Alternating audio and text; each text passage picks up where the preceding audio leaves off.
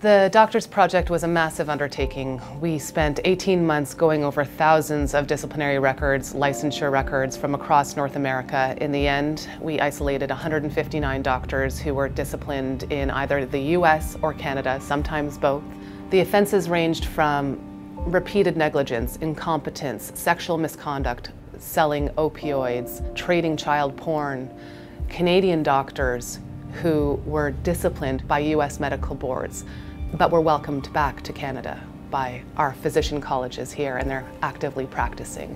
And the public knows very little about their backgrounds, or nothing at all. Regulators that are supposed to be tasked with keeping patients safe just aren't disclosing the information. And I'm hard-pressed to understand the rationale for not making that information publicly available in all jurisdictions where that doctor is practicing or has practiced. Because if the patients in one jurisdiction have a right to know about it, then it seems that the patients in every jurisdiction have a right to know about it. The project was so big that it required a team of 4 investigative reporters, including Marco Ovid and Rob Cribb, and throughout the 18 months we enlisted help from 6 other journalists, including data analysts and researchers to help us get this done.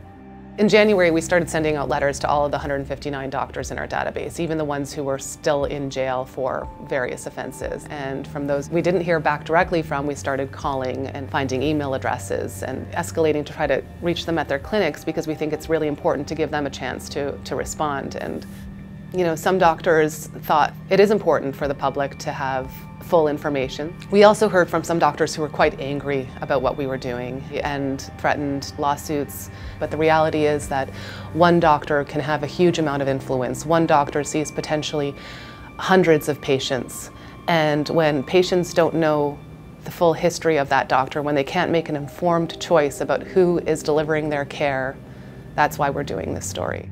I actually think there's a ton of potential here to fix this really easily. What's required is more communication between the regulators, perhaps some kind of a centralized system where this information is being gathered and posted, putting it in one place where patients can go and see what they're dealing with when they walk into a doctor's office.